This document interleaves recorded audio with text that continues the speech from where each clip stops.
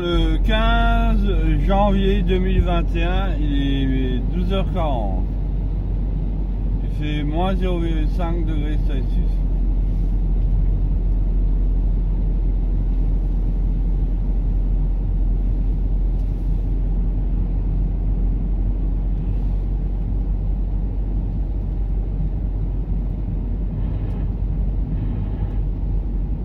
Au rachat de Carrefour par le Canadien Couche-Tard. Le ministre de l'économie l'a précisé ce matin à la télé en invoquant la souveraineté sanitaire de la France. Gérald Roux de la cellule Vrai du Faux est avec nous. Bonjour Gérald. Bonjour à tous. Comment l'État peut-il s'opposer à ce genre d'opération ? Alors déjà, depuis la fin de la Deuxième Guerre mondiale, il existe un dispositif qui permet à la France de contrôler certains investissements étrangers. Donc dans le pays, il y a une procédure d'autorisation préalable du ministère de l'économie pour les secteurs comme la défense nationale, mais aussi des secteurs qui peuvent toucher l'ordre public et des activités essentielles à la garantie des intérêts du pays. Mais alors, est-ce que ça concerne une activité comme celle de Carrefour ? En théorie, oui, pour plusieurs raisons. Depuis l'an dernier, une loi sur les entreprises, la loi Pacte, dont on a beaucoup parlé, permet une protection de la grande distribution face aux investissements étrangers. La loi dit notamment ceci: la production, la transformation ou la distribution de produits agricoles font partie des secteurs stratégiques protégés. En tant que première enseigne de grande distribution française, eh bien Carrefour entre théoriquement dans ce cadre. Et il y a aussi d'autres règles, Gérald, qui permettent à l'État de considérer que Carrefour doit être protégé. Oui, au niveau de l'Union européenne, il est prévu que la distribution de certains produits doit être protégée. Graisse alimentaire, préparation de viande, de poisson, des préparations de légumes, boissons fermentées comme le cidre, vinaigre, sucre, des denrées, des produits qui sont distribués par Carrefour. Il est aussi précisé que la distribution de ces produits doit contribuer à assurer à la population l'accès à une alimentation de bonne qualité, en quantité suffisante, produite dans des conditions économiquement et socialement acceptables par tous et favorisant l'emploi, la protection de l'environnement. Voilà. Gérald Roux de la cellule Vrai du Faux de France Info. Merci Gérald. Des nouvelles de la Bourse de Paris tout de suite. Et elle est en baisse ce midi, Marjorie Ancelot. Effectivement, le CAC 40 retombe de 1% à 5620 points avec plus des 3/4 des entreprises de l'indice qui sont en baisse. Vous en parliez, Carrefour perd encore 4%. Sinon, pas de raison particulière à la baisse du CAC 40 aujourd'hui, si ce n'est que, comme souvent en bourse, les investisseurs vendent la nouvelle après avoir acheté la rumeur. C'est un dicton en bourse. Voilà, on achète la rumeur, on vend la nouvelle, surtout si cette nouvelle est sans surprise, conforme aux attentes. Et la nouvelle, quelle est-elle ? Eh bien, Joe Biden a présenté hier soir le nouveau plan de relance pour les États-Unis, première économie mondiale où toutes les entreprises du CAC 40 font des affaires, mais depuis le début de l'année, les boursiers avaient déjà misé sur ce plan. Ils attendent maintenant d'en connaître les effets. Marjorie Ancelot du journal Investir. Bouygues Télécom, David, Daniela et leurs enfants déménagent de Dieppe à Dijon. Et à cette occasion, ils désirent doter leur nouveau domicile de la fibre sans trop dépenser. Eh bien, David et Daniela, nul doute, cette offre vous est dédiée. En ce moment, chez Bouygues Télécom, la fibre est à 14,99 € par mois pendant un an, puis 28,99 € par mois avec B-Box Fit. Et oui, la fibre à 14,99 € seulement. Rendez-vous vite en boutique Bouygues Télécom. Offre soumise à condition sous réserve d'éligibilité et de raccordement. Engagement 12 mois.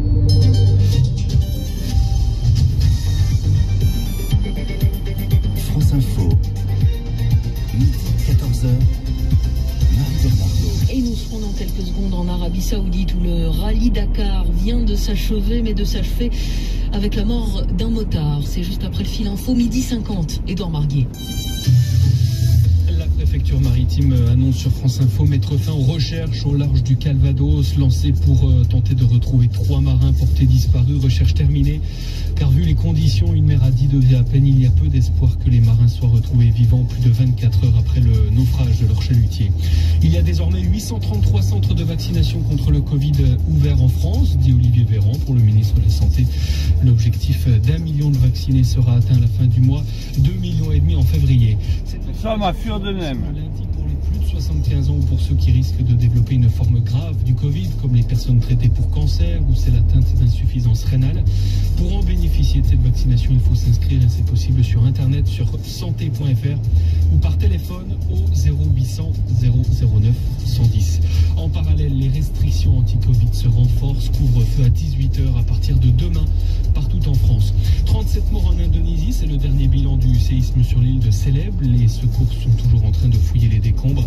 Tremblement de terre d'une magnitude de 6,2 sur l'échelle de Richter la nuit dernière. La 20e journée de Ligue 1 de football débute ce soir. Monaco reçoit Montpellier à 21h. En revanche, le match entre Lorient et Dijon prévu dimanche est reporté en raison de cas de Covid-19. Vient tout juste d'annoncer la Ligue. France Info. Et nous rejoignons Jean-Pierre Blimaud en Arabie Saoudite, envoyé spécial de France Info sur le rallye Dakar. Le Dakar qui s'achève donc sur un deuil. Le pilote français Pierre Cherpin est mort, motard amateur. Jean-Pierre, victime d'un accident dimanche dernier dans le nord du pays. Il est mort lors de son transfert en France. Oui, c'est au moment où les motards étaient les premiers à franchir la ligne d'arrivée que la triste nouvelle a été confirmée par l'organisation. Pierre Cherpin, accidenté dimanche dans le nord du pays, est mort dans l'avion qui devait le rapatrier en France cette nuit. Le Lillois de 52 ans avait lourdement chuté lors de la 7e étape. Inconscient, il avait été transporté par hélicoptère dans un hôpital du Nord, opéré en urgence en neurochirurgie. Il avait ensuite été placé en coma artificiel pour éviter qu'un œdème au cerveau ne se développe. Souffrant aussi de fractures au niveau des côtes, les médecins le surveillaient également pour éviter un œdème pulmonaire. Son état s'était stabilisé, les médecins ont jugé qu'il pouvait être transporté vers l'hôpital de Jeddah, puis rapatrié en France, et c'est durant ce trajet qu'il a succombé. Pierre Cherpin faisait partie de la catégorie des motards amateurs qui roulent sur le Dakar avec beaucoup de passion, mais avec peu de moyens. Passionné de moto, mais aussi de voile, il participait à son 4e Dakar, après avoir disputé les 3 autres en Amérique du Sud, en 2009, 2012 et 2015. Absent l'an dernier de la première édition en Arabie Saoudite, il souhaitait profiter de ce 2e Dakar dans le royaume du Golfe pour découvrir de nouveaux horizons. Le Dakar, Jean-Pierre, qui s'achève sur la nouvelle victoire de celui que l'on nomme Monsieur Dakar. Oui, dans ce Dakar endeuillé, il y a un grand vainqueur, Stéphane Peterencel. Il n'avait pas remporté ce rallye raid depuis 3 ans. Il s'est imposé tout en maîtrise à 55 ans. Après les égarements dans le désert de 3 de ses principaux rivaux, les Espagnols Nani Roma, Carlos Sainz, mais aussi du Français Sébastien Loeb qui revenait dans l'épreuve, mais qui a dû abandonner lors de la 8e étape. Très vite, le Franc-Comtois n'a eu qu'un seul véritable adversaire direct, Nasser Al-Attiyah.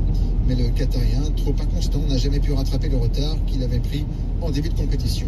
Avec seulement une seule victoire d'étape, mais une régularité exemplaire, Stéphane Peterencel a donc géré son avance au classement général avec beaucoup de maîtrise. La dernière étape l'a encore démontré, Peterencel a pris la 3e place, laissant le soin à Carlos Sainz de s'imposer. Mais c'est bien lui qui rafle une 14e victoire en 31 participations. Lui qui avait commencé à collectionner les succès avec 6 titres en moto avant de basculer en auto et d'aligner aujourd'hui son 8e succès dans cette catégorie. Stéphane Peterencel qui a montré beaucoup d'émotion dimanche dernier en apprenant la mort d'un autre Monsieur Dakar, Hubert Auriol. Comme lui, l'ancien directeur de l'épreuve avait réussi l'exploit de gagner à la fois en auto et en moto, comme si ce Dakar 2021 décidément devait être frappé du deuil. Jean-Pierre Blimaud en Arabie Saoudite, envoyé spécial de France Info sur ce rallye Dakar. Un anniversaire maintenant, celui de Wikipédia qui fête ses 20 ans, l'encyclopédie en ligne créée le 15 janvier 2001 est l'un des sites les plus visités du monde. 500 millions de personnes y passent chaque jour et Wikipédia est devenu, Farida Noir, l'un des vecteurs privilégiés d'informations pour se renseigner sur la pandémie. Pour preuve, en avril dernier, pendant le confinement, la page dédiée à la pandémie de Covid-19 a frôlé les 1 million de consultations sur Wikipédia. Plus de 200 000 consultations tous les mois depuis. Une forte demande et un immense défi, analyse Marie-Noël Toutrex, auteur de l'ouvrage Wikipédia et l'actualité.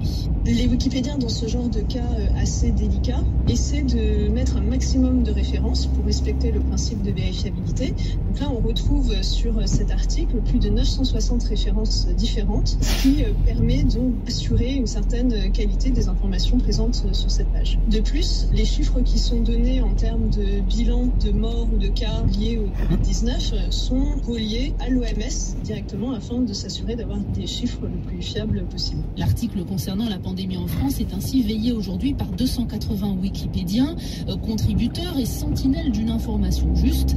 Article doublé d'une protection numérique, précise aussi Rémi Gerbet, délégué et opérationnel de l'association Wikimedia France. Il a une protection qui s'appelle semi-longue, c'est-à-dire que les contributeurs anonymes, c'est-à-dire sous adresse IP, qui ne se créent pas de compte, ou les contributeurs récents ne peuvent pas éditer l'article. Donc cela permet d'éviter déjà tout le petit vandalisme de personnes qui arrivent et qui veulent ajouter une information comme ça sur Wikipédia. C'est totalement impossible. Mais ça, on le voit très vite. En fait, il y a des patrouilleurs sur Wikipédia, des gens qui vont surveiller régulièrement l'encyclopédie. Et lorsqu'il y a un petit peu débat ou une position qui est prise peut-être par un wikipédien qui souhaite emmener l'article vers peut-être une certaine orientation politique, je n'en sais rien, à ce moment-là, en général, cela enclenche des discussions au sein de ce groupe wikipédien.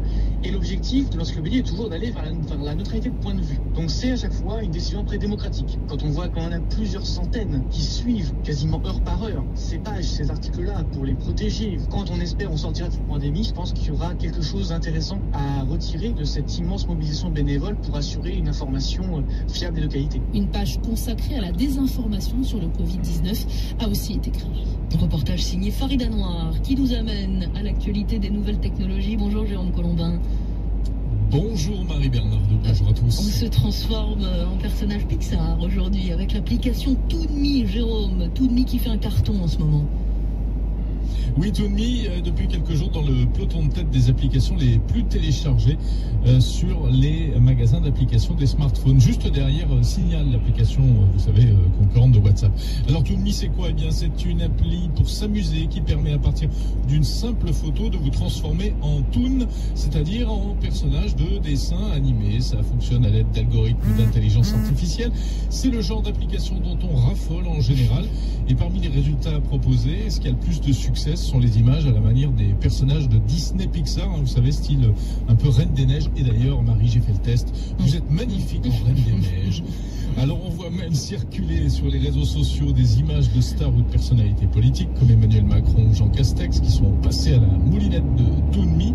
Et c'est amusant, c'est même plutôt flatteur dans certains cas, ça les rend assez sympathiques. Effectivement, je le fais depuis hier, Jérôme, avec nos collègues un peu partout, on s'amuse beaucoup.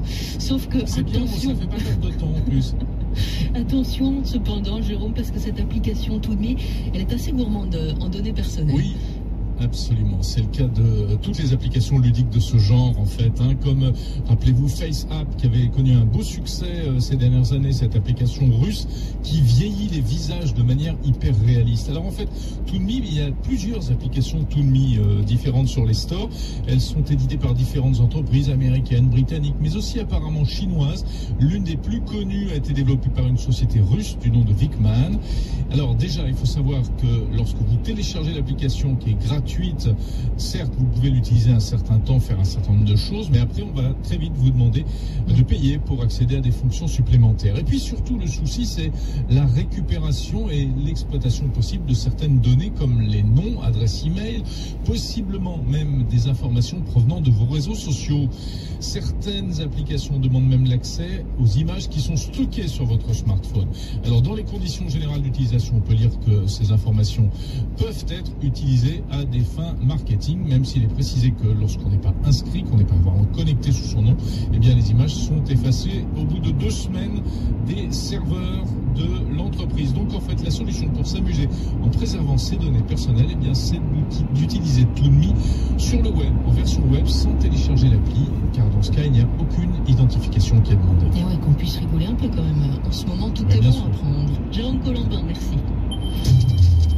France Info Météo.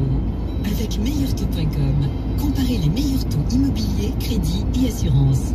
Pour faire les meilleures économies, c'est meilleurtaux.com. Et encore un peu de neige dans l'Est, Élodie Calac.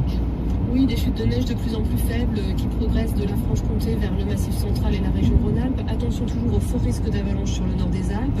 Près des Pyrénées et sur Midi-Pyrénées, un petit peu de pluie, de la neige vers 1000 mètres. On trouve quand même quelques éclaircies de la Bretagne aux Landes. Elles sont beaucoup plus belles de la Touraine vers la Normandie, le nord de la Seine, le bassin parisien jusqu'aux frontières du nord. Et puis des éclaircies aussi du Roussillon jusqu'au sud des Alpes. La Côte d'Azur et la Corse gardent un temps quand même instable avec un risque d'averse. Et puis on a beaucoup de vent en Méditerranée, 110 km/h pour la tramontane. Et les températures, elles sont en baisse, Élodie? Exactement, -1 à 4 degrés sur un grand quart nord-est, ça monte en allant vers l'océan jusqu'à 10 degrés et 13 pour la Méditerranée. Élodie Calac de Météo France, soyez les bienvenus, il est 13h. France Info, midi 14h, Marie-Bernardo.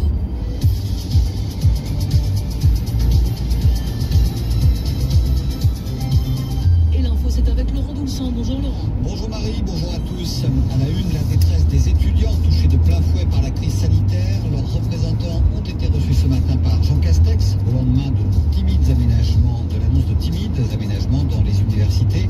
Et il n'y a pas d'autres assouplissements pour l'instant à l'ordre du jour. Demain, couvre-feu à 18h pour tout le monde et déjà un souci, comment faire ses courses après le travail. Le patron de Système U, on l'entendra, prévoit d'ouvrir ses magasins plus tôt le matin. La SNCF peine à sortir du rouge en raison notamment des restrictions sanitaires qui se poursuivent. La fréquentation reste en baisse sur les premiers jours de 2021. Et puis Joël Dicker, Guillaume Musso et le concours Hervé Letellier, ce sont les trois auteurs qui squattent le haut des classements des meilleures ventes de livres. L'Institut GfK et Livre Hebdo publient aujourd'hui leur palmarès 2020, une année très spéciale qui a redonné aux Français le goût de la lecture. Et dans un quart d'heure, Laurent Elise de la rédaction internationale de France Info nous dira quelles mesures prennent nos voisins européens face au regain de l'épidémie et face aux variants du Covid-19.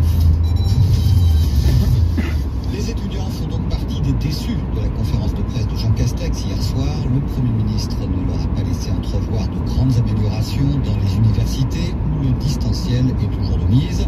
Le seul changement pour l'instant, c'est la possibilité pour les étudiants de première année de retrouver des travaux dirigés en demi-groupe à partir du 25 janvier. Bonjour Alexis Morel. Bonjour Laurent. Spécialiste éducation de France Info. Les syndicats d'étudiants ont été reçus ce matin par Jean Castex, mais il n'y a pas pour l'instant de nouvelles avancées. Oui, ils sont plutôt déçus car ils espéraient, ces syndicats étudiants, une date de reprise plus large, une perspective pour tous les étudiants, toutes les promotions. Or, l'exécutif ne s'engage pour l'instant que sur la date de retour des premières années, vous le disiez, en demi-groupe pour les travaux dirigés à partir du 25 janvier. Pour les autres, c'est moins précis. Le retour progressif des deuxième, troisième années, des masters, c'est bien l'objectif, mais il sera conditionné à l'évolution de la situation sanitaire.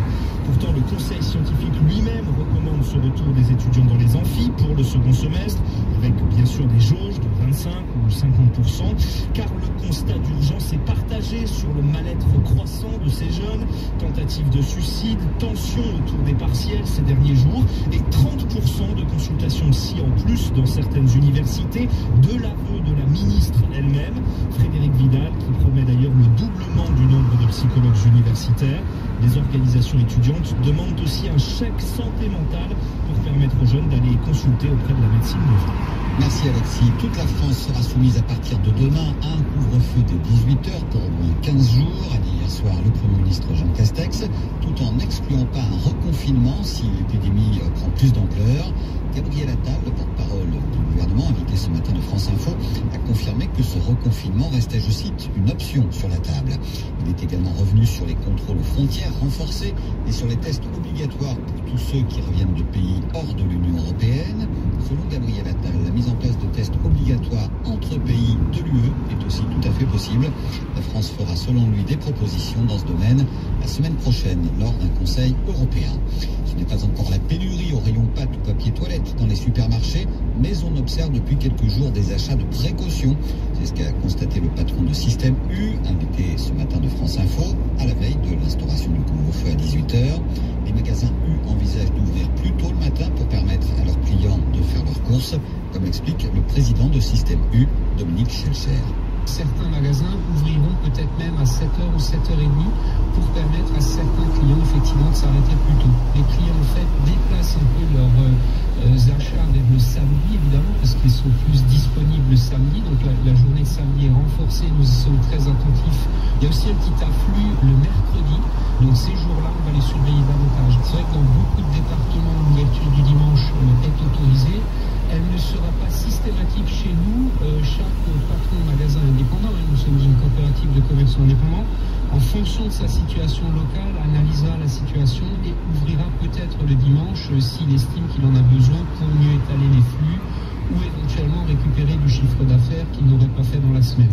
Le patron de Système U, Dominique Schelcher. La priorité des priorités, c'est le vaccin, a aussi déclaré hier soir Jean Castex, en détaillant avec son ministre de la Santé la marche à suivre pour les plus de 75 ans. Après un démarrage poussif hier, le site santé.fr doit monter en puissance pour permettre à la prise de rendez-vous. Les candidats au vaccin disposent aussi maintenant d'un numéro vert pour s'inscrire. On le redonne, c'est le 0800 009 110.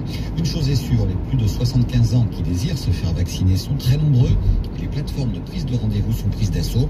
En Mayenne, par exemple, celle du conseil départemental fonctionne du lundi au samedi de 8h à 20h pour satisfaire la demande. Reportage de Germain Treille. Au premier étage de la caserne des sapeurs-pompiers de Laval, des opérateurs répondent aux premières sollicitations. Bonjour monsieur.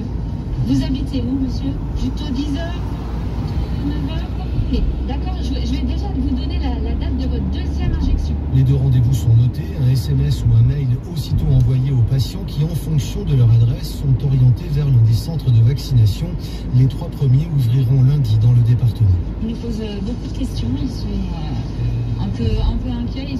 En 5 minutes, on est capable de leur donner leur date d'injection, donc ça c'est hyper rassurant. Les opérateurs s'attendent à des centaines d'appels quotidiens. Il va falloir faire preuve de patience, souligne le patron du SDIS 53, le colonel Marc Aurou. On est aujourd'hui sur une prise d'appel entre 4 et 5 minutes par personne, le temps de bien prendre les renseignements. Cette plateforme téléphonique, c'est l'outil qui doit permettre de retrouver une vie normale, assure Olivier Richefou, le président du département. C'est une task force et on peut la monter parce qu'on a les pompiers avec nous. C'est opérationnel, ça n'arrête pas. Ça veut dire que les Mayennais ont envie de se faire vacciner. Et moi, je suis heureux qu'ils aient envie de se faire vacciner, parce qu'on sait que c'est la seule solution pour s'en sortir. À partir de lundi, la deuxième étape de la campagne de vaccination anti-Covid concernera les personnes âgées de plus de 75 ans hors EHPAD et les personnes à haut risque. Guillaume,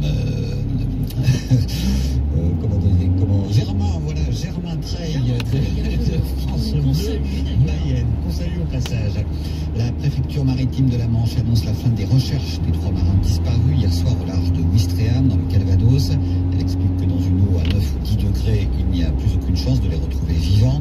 Le chalutier des 3 hommes avait coulé hier soir alors qu'il était remorqué par des sauveteurs en mer après une avarie.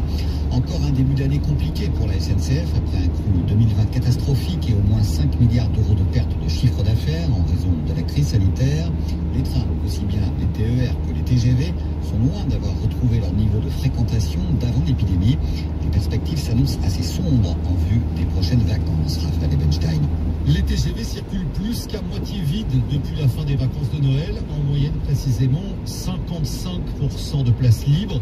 Une fréquentation largement insuffisante pour la SNCF, génératrice de pertes financières, alors même que l'offre a été un peu réduite avec seulement 3 TGV sur 4 en circulation. Plus inquiétant encore, les réservations s'affichent en baisse de 70% pour le mois de février, de 80% pour mars. L'espoir prudent est d'un rebond de fréquentation à partir de l'été si les conditions sanitaires s'améliorent. Et la SNCF promet d'ailleurs une nouvelle grille tarifaire pour juin ou juillet, au moment où de possibles concurrents comme l'italien Tello pourraient précisément se lancer sur certaines lignes de TGV, dont Paris-Lyon, la plus rentable d'entre elles. Raphaël Ebenstein. Encore des ennuis judiciaires pour Nicolas Sarkozy. Le parquet national financier ouvre une enquête préliminaire pour trafic d'influence. Une enquête qui vise cette fois-ci les activités de conseil en Russie de l'ancien président de la République. Il va devoir s'expliquer sur les raisons de sa rémunération par une société d'assurance russe. Enfin, Joël Dicker, Guillaume Musso et Hervé Le Tellier. Voilà le tiercé gagnant des auteurs les plus lus l'année dernière. L'Institut GFK, en partenariat avec Livre Hebdo, vient de livrer son traditionnel classement des meilleures ventes. Au terme de cette année très particulière, les Français se sont rués en masse dans les librairies juste avant Noël. Et vous, c'est Laurent Doulsan, c'est bien ça? C'est bien ça. À tout de suite. Frais bancaires cachés, corvée des notes de frais, conseillers injoignables. Pour faire face à tout ce stress, il y a plus efficace que ce gentil petit air de flûte. Il y a Conto, la néobanque pensée pour les PME.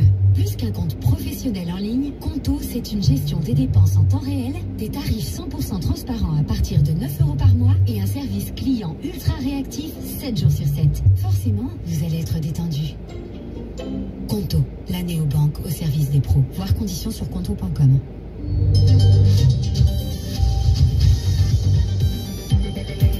France Info, midi 14h. Comment améliorer, comment renforcer le protocole sanitaire dans les écoles et notamment à la cantine. On y consacre les prochaines minutes avec le maire d'Alfortville qui est notre invité juste après le fil info. 13h10, Laurent Doulsan. La préfecture maritime de la Manche annonce la fin des recherches des 3 marins disparus hier soir au large de Ouistreham. Elle explique que dans une eau à 9 ou 10 degrés, il n'y a plus aucune chance de les retrouver vivants. Le chalutier des 3 hommes avait coulé hier soir alors qu'il était remorqué par des sauveteurs en mer après une avarie. Pour Jean Castex, la priorité des priorités, c'est le vaccin. En présentant hier soir les nouvelles mesures sanitaires, le Premier ministre a défendu la stratégie vaccinale de son gouvernement et détaillé le mode d'emploi pour les plus de 75 ans qui peuvent désormais recevoir une première injection, montée en puissance du site santé.fr pour organiser les rendez-vous et mise en place aussi d'un numéro vert pour s'inscrire, 0800 009 110. La principale mesure annoncée hier, c'est le couvre-feu à 18h étendu à tout le territoire pour au moins 15 jours. Mais l'exécutif garde sous le coude la solution reconfinement si les chiffres de l'épidémie s'aggravent. Une option reconfinement qui est bel et bien toujours sur la table, prévient le porte-parole du gouvernement invité ce matin de France Info. Gabriel Attal qui affirme aussi qu'une version plus dure des contrôles sanitaires aux frontières est à l'étude. Il est possible qu'il concerne bientôt les pays de l'Union européenne entre eux. Hier soir, Jean Castex avait annoncé des tests obligatoires pour ceux qui reviennent de pays n'appartenant pas à l'UE. Tremblement de terre la nuit dernière en Indonésie, un séisme de 6,2 degrés qui a frappé notamment l'île des Célèbes. Il y a au moins 37 morts et des centaines de blessés, bilan qui pourrait s'alourdir dans les heures qui viennent. Entrée en matière parfaite pour les handballeurs français au mondial, organisé cette année en Égypte. Les Bleus remportent leur premier match face à la Norvège, vice-championne du monde en titre, sur le score de 28-24. Couvre-feu à 18h, à partir de demain, partout, contrôle aux frontières et protocole sanitaire renforcé dans les écoles et notamment à l'heure du repas, dans les cantines. Donc, le maire PS d'Alfortville dans le Val-de-Marne est avec nous. Bonjour Luc Carvounas. Bonjour. Je vous propose pour commencer qu'on écoute ce que pense de tout ça Olivier Flippo. Il dirige une école primaire à Cergy et c'est le délégué du syndicat d'enseignants UNSA dans le Val d'Oise. On en discute ensuite. D'abord, ça dépend un peu de chaque structure, chaque école fonctionne différemment. En plus, pour ça, il faut vraiment qu'il y ait du personnel en conséquence. Et c'est, à mon avis, un des points qui va faire défaut. C'est-à-dire que clairement, les équipes ne sont pas forcément en nombre suffisant pour ça. Et encore une fois aussi, il va falloir que les communes, qui souvent sont obligées de compenser, trouvent des solutions. Recruter effectivement des personnels supplémentaires, c'est compliqué. Et puis effectivement, il faut les payer. Et visiblement, Luc Carvounas, ça risque d'être un casse-tête, effectivement, de renforcer les mesures à l'école et à la cantine. Un casse-tête, pour être tout à fait franc, non, mais que vous compreniez, que vos auditeurs comprennent très bien la situation. C'est que je suis toujours surpris, moi, comme maire d'une commune de 45 000 habitants, de voir finalement que des décisions sont prises sur le temps de la pause méridienne, donc le temps périscolaire, qui relève de l'autorité du maire dans chaque commune de France, sans aucune concertation avec les associations d'élus locaux. Je suis le président de l'association des maires du Val-de-Marne, pas un coup de fil des services de l'État pour nous indiquer ce qui allait être annoncé à la conférence de presse. Je suis secrétaire général de la MIF, et on est de même temps. On ne nous concerte pas, on nous dit bon voilà comment les choses vont s'organiser. Après... Mais qu'auriez-vous proposé alors, Luc Carvounas, qu'auriez-vous proposé si vous aviez été consulté? Eh bien écoutez, on aurait d'abord demandé à l'État quelle est la prise en charge financière des dépenses supplémentaires que les villes pourraient être amenées à engager si nous devions élargir la plage horaire pour les deux services, comme ça se passe dans la commune, un service à 11h30, un autre service à 12h30. On nous dit que peut-être il faudra élargir le temps de la pause méridienne, contact, mais ça veut dire que nos animateurs qui encadrent avec le personnel municipaux nos élèves, moi j'ai 4200 élèves scolarisés en maternelle et en primaire, 3000 d'entre eux, quasiment 80%, vont à la cantine. À un moment donné, moi je suis partie prenante, je l'ai toujours dit, comme tous mes collègues maires dans cette crise sanitaire. Je n'ai pas plus tard qu'hier après-midi, je faisais un reporting avec mes services. La ville, depuis le 17 mars, date du premier confinement, a engagé 1,7 million d'euros de dépenses non prévues pour faire des masques. Moi, j'ai déjà mis, depuis la rentrée de septembre dernier, les parents en plexi sur le temps de la pause méridienne parce que ça relève de mon autorité. Donc, on a déjà une pratique. Le plexiglas, il existe toujours à la cantine chez vous à Alfortville? Bien sûr, bien sûr. Je fais partie de ces communes qui ont voulu le mettre en place. Tout ça a des coûts induits. Aujourd'hui, la directrice académique nous dit quoi? Elle nous dit que, de toutes les manières, cette nouvelle mise en œuvre sur le temps de la pause méridienne, le temps du midi, devra être mise en œuvre au plus tard le 25 janvier prochain. Donc, toutes les communes ont un peu de temps pour s'y préparer. préparer s'ils avaient un peu de retard dans l'organisation. Mais tous les maires de France ont de toutes les façons nos ATSAM, les personnels municipaux et les encadrements. Est-ce que vous avez le personnel suffisant pour allonger par exemple la durée du service? Oui, puisque j'ai le personnel pour encadrer jusqu'à 13h30, je l'aurai pour encadrer jusqu'à 14h s'il le faut. Et là encore, vous savez, quand les décisions sont prises finalement sans la concertation que j'appelle souvent du bon sens, que sont le bon sens des maires, ça nous crée des petites difficultés. Et moi j'aimerais que le gouvernement prenne un peu plus langue dans le dialogue avec les associations d'élus locaux. Aujourd'hui on est totalement écarté de toute prise de décision et d'échange. Luc Carvounas, pas de sport en intérieur non plus à l'école, on le remplace par quoi? On se contente de l'étude pour tout le monde parce que l'animateur de karaté ne va pas forcément pouvoir enseigner les échecs. Ça va poser des problèmes évidemment parce qu'il faut que nos petits puissent quand même faire du sport, mais là en l'occurrence soit ils vont le faire dehors dans le froid, ça va pas être les meilleures conditions, mais c'est une réalité. Notre centre aquatique, on va devoir le fermer, je l'avais réouvert pour les scolaires, même si par rapport aux délégataires ça coûte de l'argent, parce que ça me semblait important. Mais même les équipements sportifs en lieu clos fermés au-delà de nos enfants, ça va aussi pénaliser sur le temps, pour le coup du soir, des associations, des pertes de recettes. Bon, il faut le faire de toutes les façons. On ne peut pas critiquer des décisions gouvernementales qui vont dans le sens de combattre cette crise sanitaire. Moi, avoir écouté Jean Castex hier soir, je vais vous dire mon sentiment. J'ai l'impression qu'il prépare déjà les esprits à un confinement général dans 15 jours. Voilà ce que j'ai compris. Donc, alors on va procéder par telle étape, telle étape. Vous savez, les Français, c'est pas des enfants, ils savent très bien où on en est. Je pense qu'il faudrait qu'on leur parle avec un peu plus de responsabilité plutôt que de cette conduite à l'aveugle et ce sentiment d'y aller par saccade. Et c'est comme ça qu'on perd la confiance de nos compatriotes.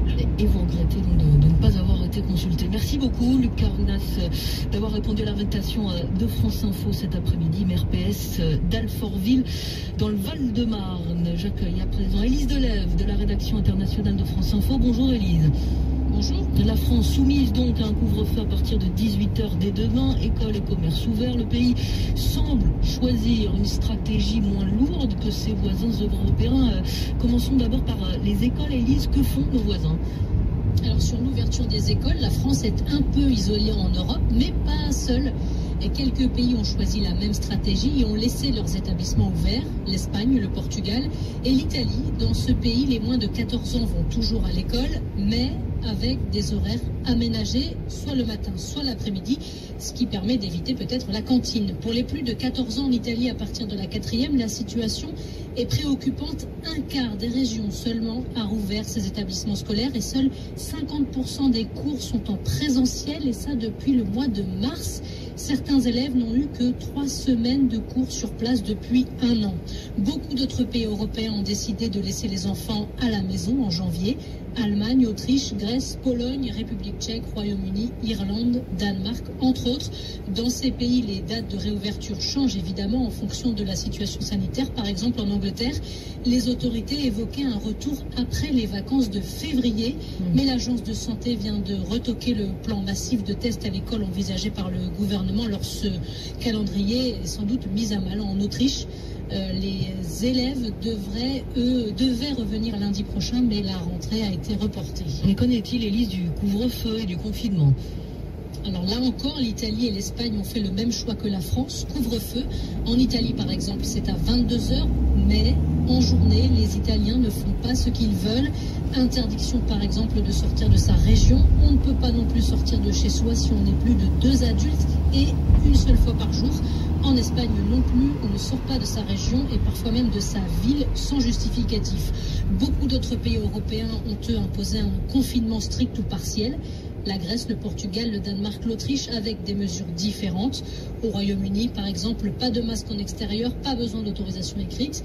En Irlande, interdiction de dépasser un rayon de 5 km autour de chez soi et on ne peut pas se rassembler au-delà de sa bulle sociale, c'est-à-dire son foyer, plus un autre foyer seulement. En Allemagne, plus de 20 000 cas par jour cette semaine. Alors, la chancelière Angela Merkel a plaidé aujourd'hui pour un renforcement des restrictions. Par exemple, les pistes, c'est imposer le télétravail et fermer les transports publics.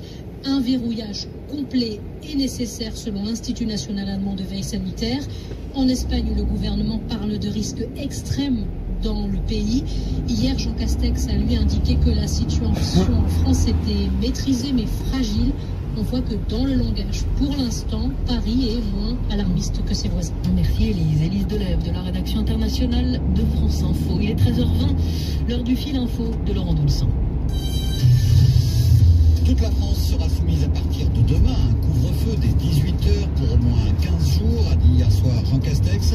Mais le Premier ministre n'exclut pas un reconfinement si l'épidémie prend plus d'ampleur. Gabriel Attal, le porte-parole du gouvernement, invité ce matin de France Info, confirme que ce reconfinement est toujours une option sur la table. Gabriel Attal est également revenu sur les contrôles aux frontières renforcés et sur les tests obligatoires pour tous ceux qui reviennent de pays hors de l'Union européenne. Selon lui, la mise en place de tests entre pays de l'UE est aussi tout à fait possible.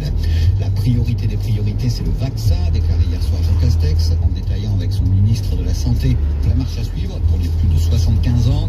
Après un démarrage poussif hier, le site santé.fr doit monter en puissance pour permettre la prise de rendez-vous.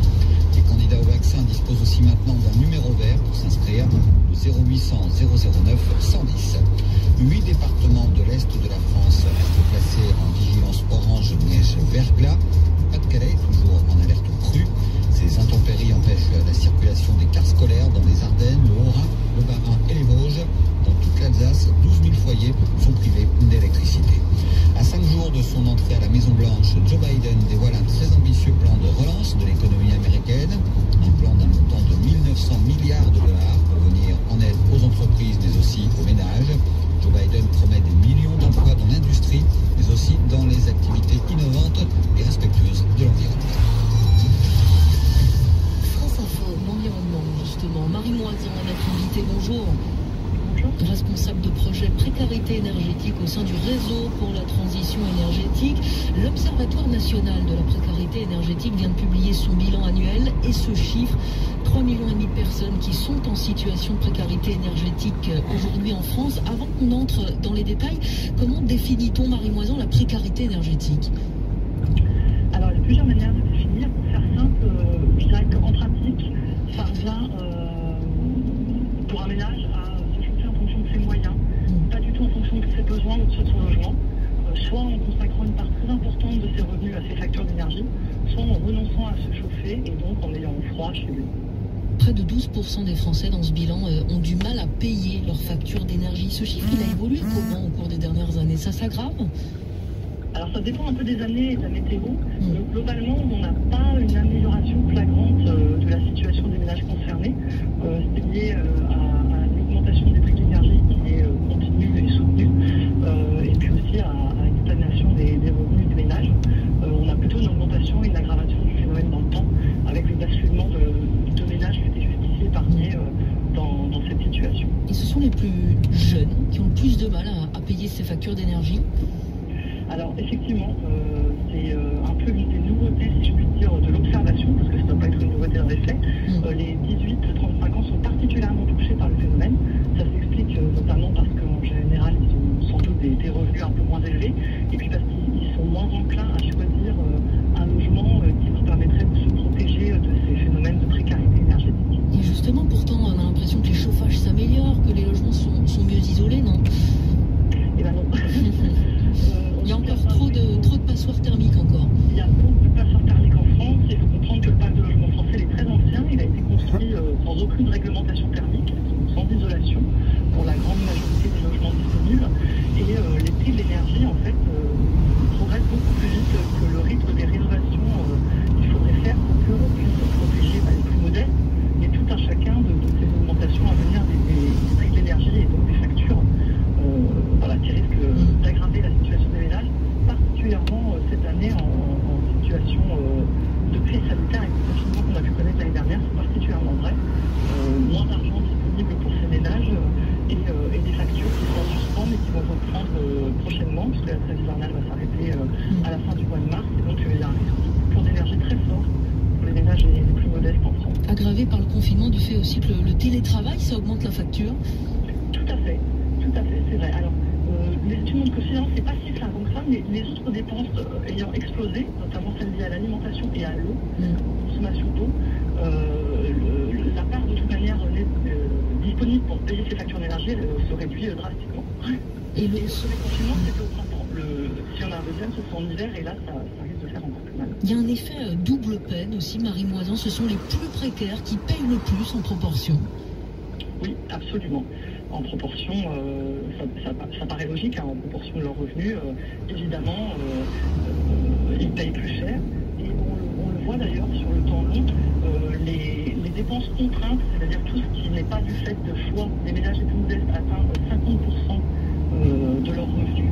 Donc le logement, les factures d'énergie, tout ça, quand il n'est que de 25% pour les catégories les plus aisées. Et ce sont donc 3,5 millions de personnes qui sont en situation de précarité énergétique. Merci beaucoup, Marie Moisan, d'avoir accepté notre invitation cet après-midi, responsable de projet précarité énergétique au sein du réseau pour la transition énergétique. De quoi rêvez-vous la nuit en ce moment et depuis le début de la pandémie? On est au Royaume-Uni. Le musée de Londres veut recueillir les rêves de la pandémie. Une grande consultation a été lancée par mail. Elle s'achève aujourd'hui. L'objet est simple. Racontez-nous vos rêves depuis l'arrivée du virus. Bonjour Richard Place. Bonjour. Cette opération, elle s'appelle les gardiens du sommeil. Et grâce à toutes les réponses collectées, le musée va maintenant mener des entretiens audio à distance pour ensuite les publier sans analyse ni interprétation, Richard. Oui, l'idée générale, c'est de montrer que le virus est partout, jusque dans notre sommeil. Le Covid-19 change nos vies depuis bientôt 1 an. La maladie et toutes ses conséquences, les restrictions, la peur pour soi et pour les autres, l'espoir d'un remède. Alors bien sûr, dans les rêves que nous faisons ces derniers mois, il y a plus de cauchemars que d'habitude. Une étude menée au Brésil lors de la première vague montre que 25% des gens faisaient au moins un cauchemar par semaine, avec parfois une vision très claire de la pandémie et de ses conséquences, mais aussi des thèmes qui reviennent souvent, la crainte pour les plus âgés, l'isolement, l'éloignement, des situations dangereuses. D'ailleurs, Google a enregistré une nette augmentation des recherches avec l'intitulé « Rêves étranges » depuis le début de la pandémie. La conservatrice du musée de Londres veut recueillir ces souvenirs enfouis dans notre sommeil, une représentation des divagations de notre esprit dans cette période si particulière. Et ça intéresse alors beaucoup